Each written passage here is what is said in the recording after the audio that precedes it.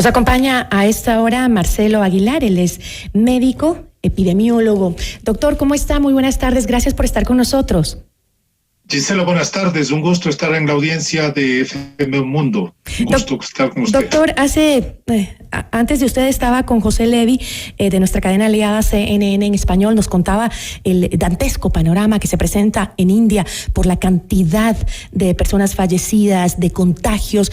Incluso nos decía algo que con lo que cerré, que me parece muy preocupante, y es el hecho de que en India se podría estar generando nuevas variantes peligrosísimas, no solo para ese país, sino para el mundo entero, porque ya sabemos lo rápido que viaja este virus y se conecta con el mundo entero, y esa preocupación nos llega a todos. Quito está pasando por una situación terrible también, el país entero, con el número de contagios.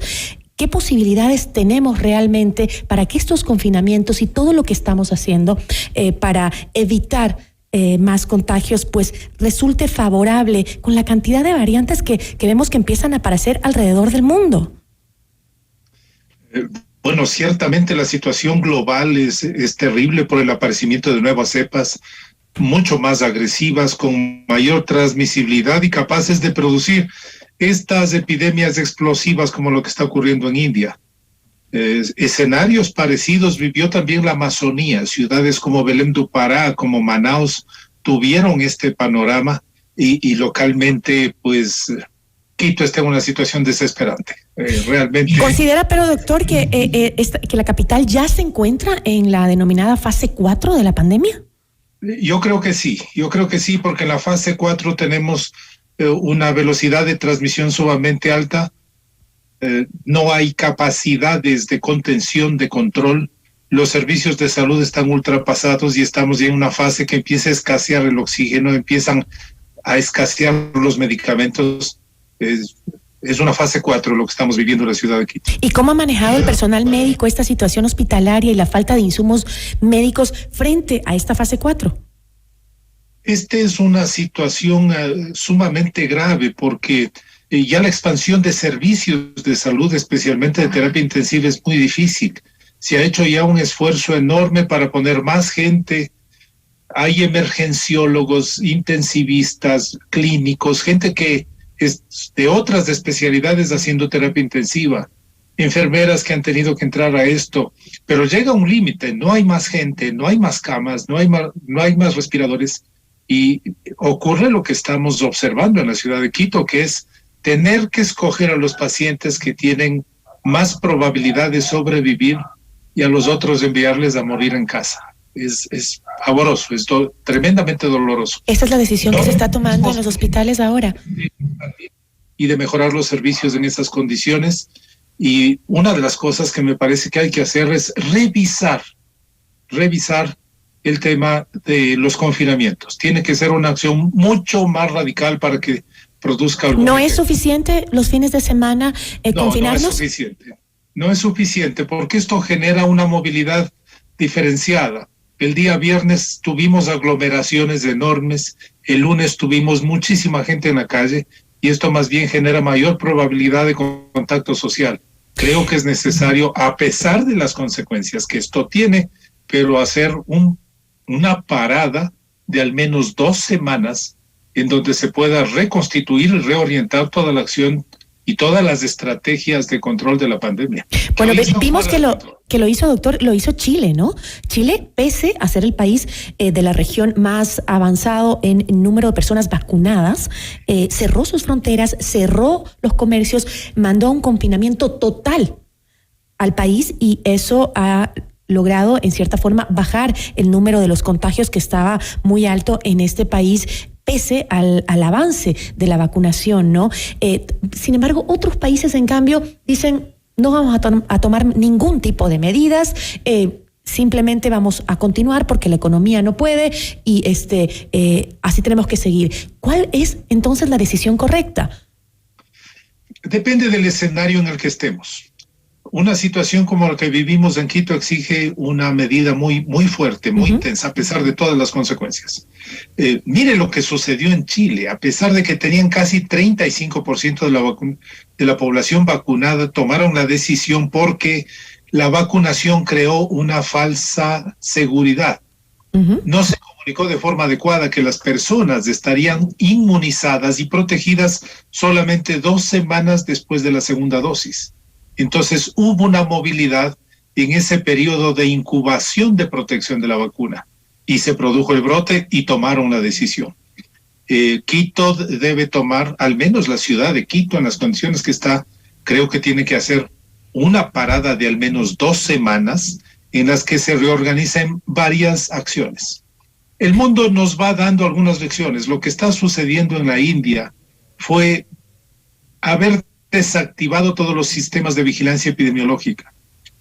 Entonces, en 2 semanas hay que reorganizar vacunatorios mucho más amplios, hay que ampliar la oferta de vacunación, pero hay que reforzar el sistema de vigilancia epidemiológico. Hay que entrenar en esas 2 semanas jóvenes trabajadores que salgan en Quito a hacer búsqueda de casos sospechosos, a hacer diagnóstico y a aislarlos. Porque estamos impelidos nuevamente a la primera fase, a lo que debimos haber hecho en la primera fase y en el Ecuador no se hizo, que es vigilancia epidemiológica. Porque hoy estamos enfrentando cepas que no sabemos cuáles son las condiciones en las que se van a movilizar. Son más transmisibles, son más agresivas y probablemente en algún momento pueden haber variado tanto que se transformen en nuevos virus pandémicos. Esa es una preocupación de las comunidades científicas. Doctor, ahora también escuchaba que ha aumentado el número de niños que llegan a terapia intensiva. Incluso el número de niños fallecidos por COVID-19 ha aumentado. Por otro lado, también escuchaba que los hospitales están mandando a aquellos enfermos con COVID que tienen síntomas no tan graves, digamos, que sí están con síntomas fuertes de la enfermedad, pero que no son tan graves, a el Hospital Bicentenario, al Centro Bicentenario, que era un centro para enfermos leves de coronavirus, para tratar enfermos que no estaban muy graves, pero ahora, y que iba a cerrar en estos meses, y ahora lo han vuelto a abrir para justamente que los hospitales desfoguen a estos enfermos que están con síntomas no tan graves, digamos, que no están, pero es fácil poder tratar a personas que necesitan oxígeno, que no están tan graves, pero los síntomas sí son fuertes. ¿Sí se los puede tratar en una instalación como el Bicentenario?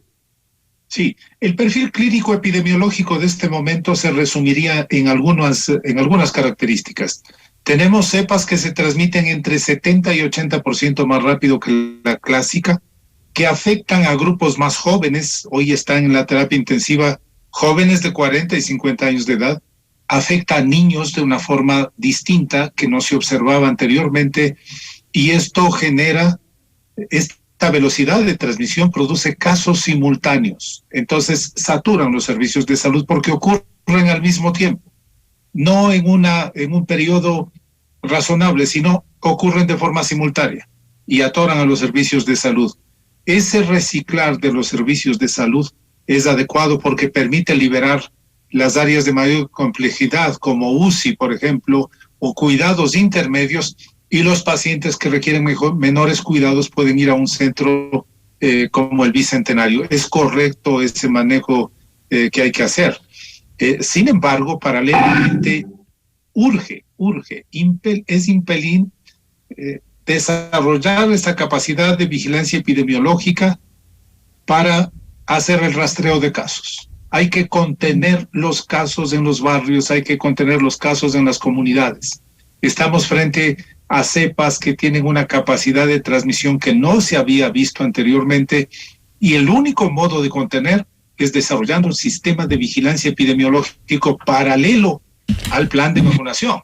La vacunación produce un efecto en varias semanas, pero el efecto del sistema de vigilancia epidemiológica permite aislar de forma adecuada, oportuna, en los momentos de mayor brote epidémico. Ahora también estamos frente a esta variante andina que viene originaria de Perú y de Chile, y que según algunos otros expertos también esta cepa posee rasgos que podrían ser aún más preocupantes en realidad más contagioso que el 80%. ¿Qué más peligroso puede ser? Esta cepa andina. Yo diría que en Sudamérica la mayor preocupación todavía radica en los coronavirus que circularon en la Amazonía. La Amazonía es el bioma del planeta que tiene la mayor cantidad de murciélagos. Tiene poblaciones inmensas y variadas de murciélagos que son huéspedes naturales de los coronavirus.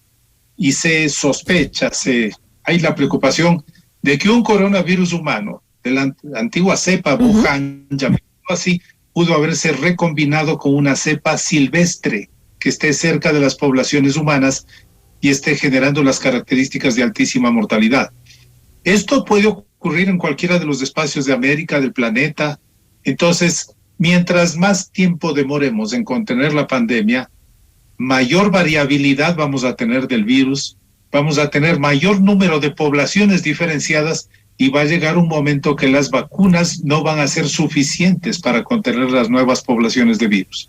Por eso hay que emprender con las acciones de vigilancia que son las que van a permitir contener estos brotes de las nuevas cepas. Pero doctor, estamos ya preparados en el mundo, digo yo, la producción o la capacidad científica para ir trabajando con las variantes, es decir, que las vacunas que vayan saliendo, se vayan produciendo, ya tengan la efectividad para tratar las diferentes variantes del COVID, como por ejemplo, me refiero a lo que pasó con la influenza, por ejemplo, ¿no? Que la influenza también nos preocupó mucho en un inicio, después salió la vacuna, pero esa vacuna había que ponérsela cada año con las variantes, porque también tenía sus variantes la influenza, ¿no?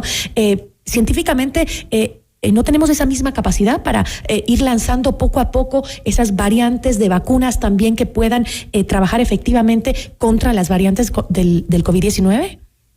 En la coyuntura de la pandemia no es tan rápida la respuesta de adaptar las vacunas a las nuevas poblaciones. Eso requiere un cierto tiempo.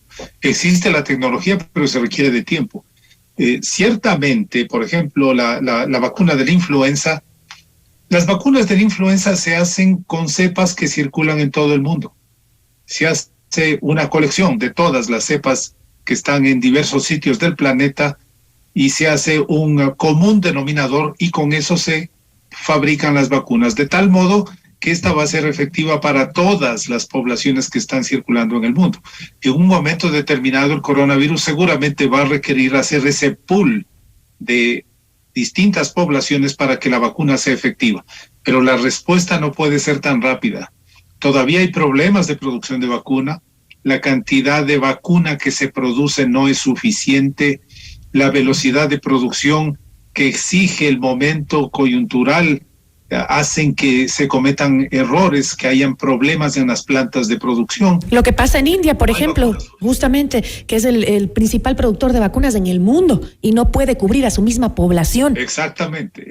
Ese es un ejemplo. La respuesta de las vacunas es un pilar muy importante en el control de la pandemia. Pero estos problemas de producción, de logística, y luego veremos seguramente de sensibilidad de las nuevas poblaciones, hacen que sea un instrumento limitado. También porque no produce efectos inmediatos, sino que necesitamos 35 días. Desde que una persona recibe la primera dosis hasta que está protegida son 35 días.